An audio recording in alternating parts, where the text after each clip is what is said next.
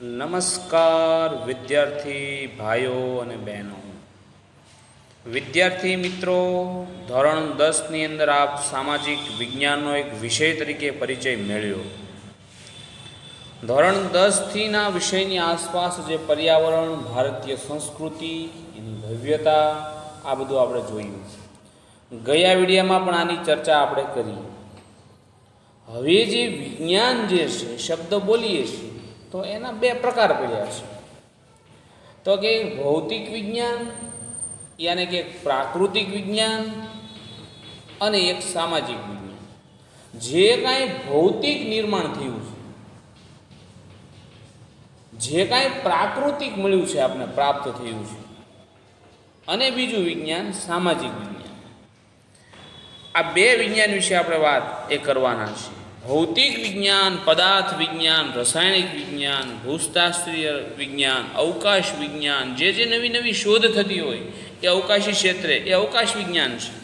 સામાજિક વિજ્ઞાનની અંદર સમાજશાસ્ત્ર, અર્થશાસ્ત્ર, આપણું માનસ યાને કે માનસશાસ્ત્ર, રાજ્યશાસ્ત્ર વગેરેનો સમાવેશ થાય. અહીં એક સામાજિક વિજ્ઞાન તરીકે પ્રસ્થાપિત. વિદ્યાર્થી ભાઈઓ બહેનો, જે સમાજશાસ્ત્રનો અર્થ, એનું વિષય વસ્તુ, એને બરાબર આપણે સમજવાના છીએ કે ઉદ્ભવ અને વિકાસ, કે સમાજશાસ્ત્રની કેટલી બધી શાખાઓ વિશે આપણે આ પ્રકરણની અંદર પરિચય કેળવવાના છીએ. એ પરિચયના આધારે કે સમાજશાસ્ત્ર અંગ્રેજી માધ્યમમાં એમ કહી શકાય કે અંગ્રેજી શબ્દ જે છે એ સોશિયોલોજી, અને એ સોશિયોલોજીના આધારે જે કાંઈ આપણે સમજ કેળવીએ છીએ, એ સમજ કેળવતા એમના હેતુથી જે કાંઈ સોશિયોલોજી શબ્દ એ લેટિન ભાષા ઉપરથી ઉતરી આવ્યો છે. અને એ શબ્દના આધારે જે કાંઈ આપણે ઓલા શબ્દ જે છે સોશિયોલોજી, કે સોશિયોલોજી શબ્દ હેતુપાતિક લેટિન ભાષા ઉપરથી ઉતરી આવ્યો.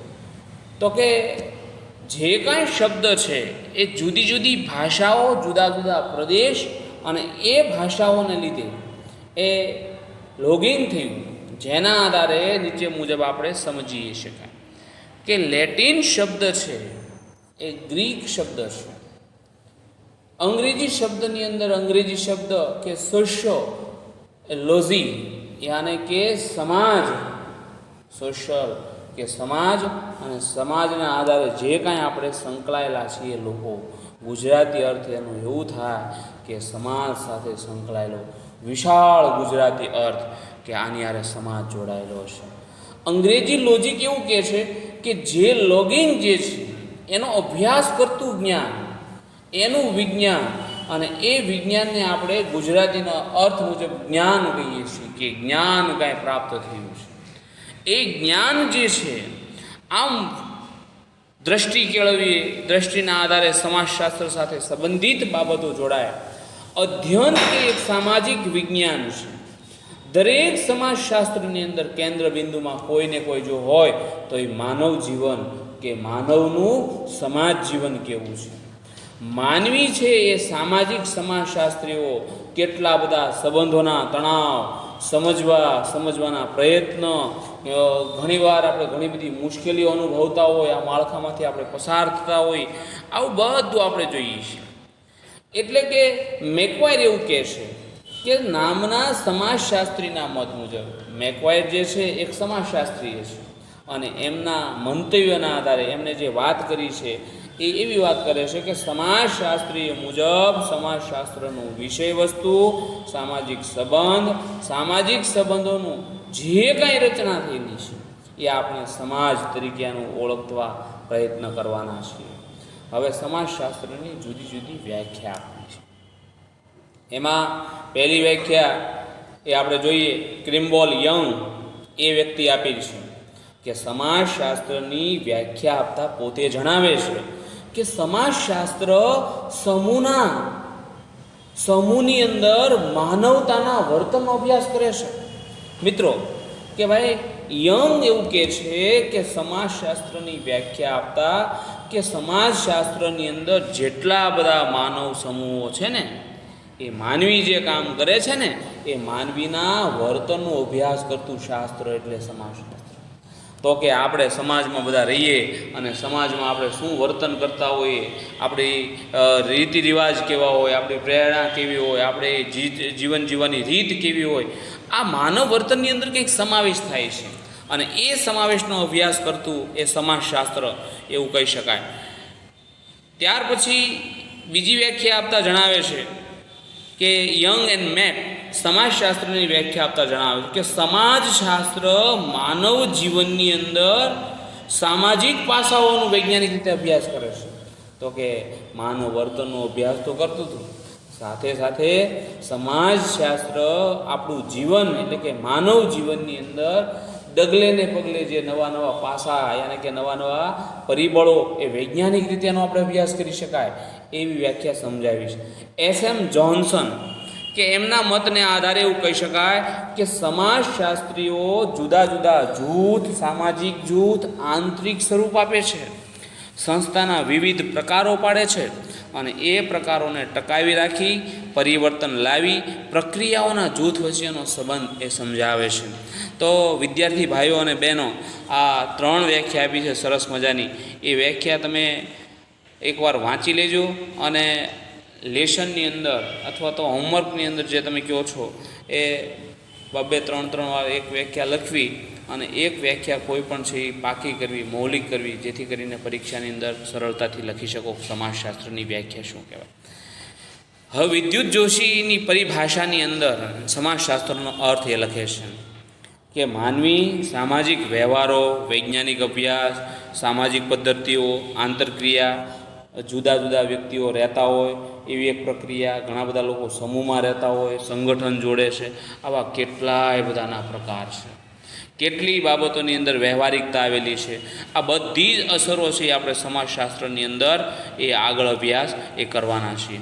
હવે સમાજશાસ્ત્રનો સર્વપ્રથમ તો ઉદ્ભવ ક્યાં થયો અને ઉદ્ભવ થયા પછી એ વ્યક્ત થયેલું જે સમાજ છે કેમ એ આગળ ગયો એની થોડીક આપણે ચર્ચા એ કરીએ. તો કે ભાઈ સામાજિક સમાજશાસ્ત્રનો ઉદ્ભવ હજી 250 વર્ષ પહેલાં થયો. તો કે હજી 250 વર્ષ પહેલાં આની શરૂઆત થઈ છે. વિદ્યાર્થી આપને સવાલ પણ થતો હોય કે ભાઈ 250 વર્ષ પહેલાં એ પૂર્વે સમાજ અંગે કોઈ વ્યવસ્થિતતા નહોતી? તો હતી. આ સવાલને આપણે જવાબ આપી શકીએ કે ભાઈ પરંપરાગત રીતે ગ્રીક છે જે એના ચિંતકો પ્લેટો એ 427થી લઈને 347 ઈસવીસન પૂર્વે થઈ ગયા. એરિસ્ટોટલ હતા. એરિસ્ટોટલનું નામ પણ તમે સાંભળેલું કે જે અર્થશાસ્ત્રના પિતા ગણાય છે. એમના લખાણથી શરૂઆત કરી ઘણા બધા સમાજશાસ્ત્રીઓ જુદા જુદા એના મંતવ્યો, અંતે એમ કહી શકાય કે રૂસજો હતો, વિદ્વાન માનવ સમાજ હતા. આ બધાના પોતપોતાના વિચારો વ્યક્ત કરેલા છે. એ વિચારોને ધ્યાનમાં રાખી કે ભાઈ સમાજશાસ્ત્રનો ઉદ્ભવ થયો. હવે વિદ્યાર્થી ભાઈઓ અને બહેનો, આગલા વિડીયોની અંદર આપણે સમાજશાસ્ત્રનો ખાલી એ પરિચય જોયો હતો. ત્યાર પછી આજે એની વ્યાખ્યા અને વ્યાખ્યાનું થોડુંક સ્વરૂપ યાને કે સમાજશાસ્ત્રનો ઉદ્ભવ એના વિશે આપણે ચર્ચા એ કરી. હવે વિદ્યાર્થી ભાઈઓ અને બહેનો, કે જે અભ્યાસક્રમ આપણે ચલાવ્યો છે એટલો તમારી ટેક્સ્ટ બુકમાં સારી રીતે તમે એકવાર વાંચી જાઓ. સંબંધને આધારે જે કાંઈ જોડાણ છે કે સમાજશાસ્ત્રનો ઉદ્ભવ, સમાજશાસ્ત્રનો વિકાસ એ આપણે ક્યાંથી ક્યાં સુધી થયો અને ક્યાં નહીં એ આપણે જોયેલું છે. હવે સમાજશાસ્ત્રનો ઉદ્ભવ ત્યાર પછી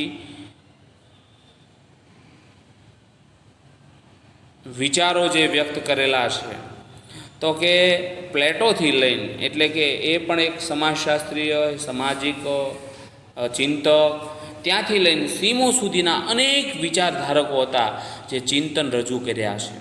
આમ સમાજશાસ્ત્રનો ઉદ્ભવ એ થયો એમ કહી શકાય. તો સમાજશાસ્ત્રનો ઉદ્ભવ 19મી સદીમાં પશ્ચિમ યુરોપમાં થયો હતો. અંડરલાઇન કરજો.